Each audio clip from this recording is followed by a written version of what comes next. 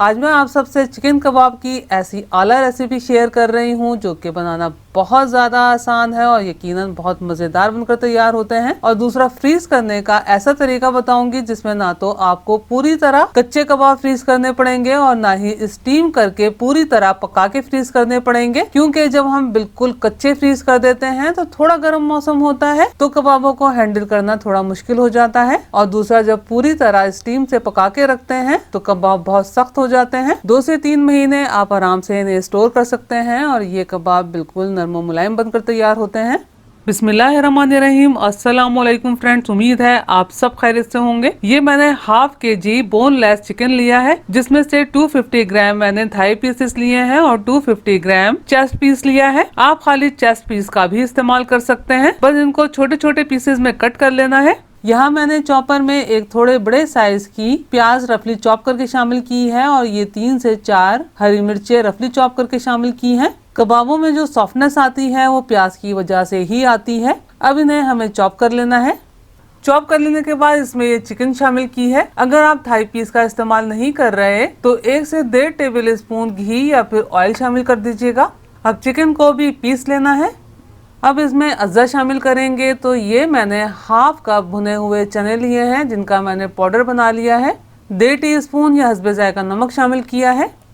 1 teaspoon पिसी हुई कश्मीरी लाल मिर्चें, 1.5 टीस्पून भुना पिसा साबुत धनिया, 1 टीस्पून भुना पिसा सफ़ेद ज़ीरा, 1 टीस्पून पिसा हुआ गरम मसाला, हाफ टीस्पून पिसी हुई काली मिर्चें, 1 टीस्पून कुटी हुई लाल मिर्चें, हाफ टीस्पून हल्दी पाउडर, 1.5 टीस्पून लहसुन अदरक का पेस्ट और ये मैंने 1 से 1.5 टेबल स्पून लेमन जूस शामिल किया है। और ये मैंने 1/4 टीस्पून कच्चा पिसा हुआ सुहागा शामिल किया है। सुहागे से कबाबों में सॉफ्टनेस और लचक पैदा होती है और टेस्ट में कोई फर्क नहीं पड़ता। सुहागा कोई बुरी चीज नहीं है, आप आराम से इस्तेमाल कर सकते हैं।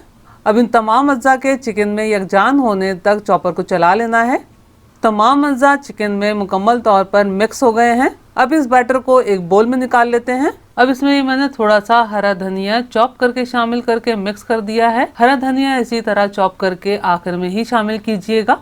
कबाब के बैटर को धुनी देने का मेरा कोई इरादा नहीं था, लेकिन मैंने सोचा कि क्यों ना कबाबों को मजीद फ्लेवरफुल बनाने के लिए कोयले की धुनी दे दी जाए। तो यहाँ मैंने एक कटोरी में दहकते हुए कोयले रखे हैं और उस पर थोड़ा कुकिंग ऑयल डाला है। अब बोल को कवर कर देना है और तकरीबन 10 मिनट ऐसे ही रहने देना है ताकि बारबेक्यू फ्लेवर बहुत अच्छे तरीके से बैटर में रस बस जाए। 10 मिनट बाद मैं कटोरी को निकाल के बैटर को 10 मिनट के लिए फ्रीजर में सेट होने के लिए रखूंगी। अगर आपके पास टाइम है तो इस बैटर को तकरीबन 1 घंटा फ्रिज में मैरिनेशन के लिए जरूर रखिएगा ताकि सुहागा अपना काम कर सके, जिसके नतीजे में कबाब नरम मुलायम और लचकदार बनके तैयार हो सके।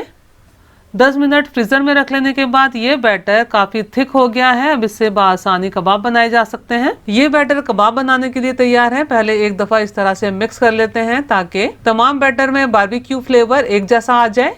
आपने देखा होगा बारबेक्यू फ्लेवर देने से पहले मैंने बैटर को बोल के किनारे किनारे पर सेट कर दिया था ताकि तमाम बैटर पर बारबेक्यू फ्लेवर अच्छा आ सके। अब कुकिंग ऑयल की मदद से कबाब बनाना शुरू करते हैं। अब जितने बड़े आपने कबाब बनाने हैं उसी हिसाब से बैटर लीजिएगा। आप चाहें तो इनके गोल कबाब भी बना सकते हैं और इस तरह ओवल शेप में भी बना सकते हैं। शेप बना लेने के बाद अगर आप चाहें तो इस तरह से मार्क लगाकर कबाब को थोड़ा अट्रैक्टिव बना सकते हैं। इससे प्रेजेंटेशन बहुत अच्छी हो जाती है। ये कबाब बनकर तैयार है। अब पहले मैं आपको इन्हें स्टोर करने का तरीका बता देती हूँ।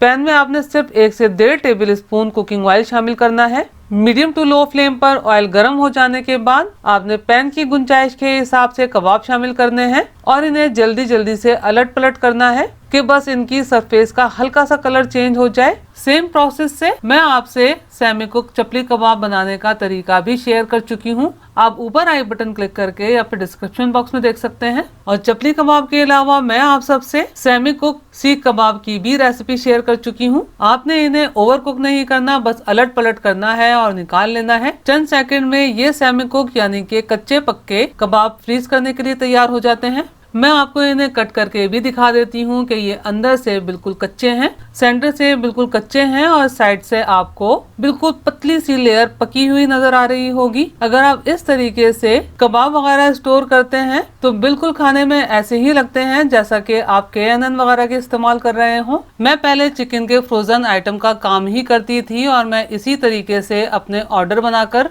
सेल करती थी। अगर आप भी चाहें तो इसी तरह से सेमी कुक आइटम्स बनाकर सेल कर सकते हैं। कबाबों को आपने शैलो फ्राई करना है तो पैन में मैंने हस्बे ज़रूरत ऑयल शामिल किया है। ऑयल मीडियम फ्लेम पर गर्म हो जाने के बाद कबाब शामिल करने हैं और मीडियम फ्लेम पर ही अलट पलट करते हुए पका लेना है, क्योंकि चिकन के कबाब हैं बहुत जल्दी पककर तैयार हो जाते हैं। अब मैं इन्हें अलट पलट करते हुए अच्छा सा गोल्डन कलर आ जाने तक मीडियम फ्लेम पर फ्राई कर लूंगी। आप इन कबाबों को इस तरह फ्राई करके भी सर्व कर सकते हैं और अगर चाहें तो मेरी तरह सिर्फ 1 से 2 टेबल स्पून ऑयल में थोड़ी सी सब्जियां लेकर, जिसमें मैंने ये थोड़ी सी प्याज ली है, शिमला मिर्च ली है, हरी मिर्चों को दरमियान में से कट करके इस्तेमाल किया है और ये थोड़ा सा टमाटर लिया है जिसका मैंने सिर्फ आउटर पोर्शन इस्तेमाल किया है। सब्जियों का कोई मसला नहीं है, सब्जियां आप अपने हिसाब से कम या ज्यादा शामिल कर सकते हैं और इसमें ये मैंने हस्बे जायका नमक शामिल किया है, थोड़ी सी कुटी हुई लाल मिर्चें शामिल की हैं और थोड़ी सी पिसी हुई काली मिर्चें शामिल की हैं।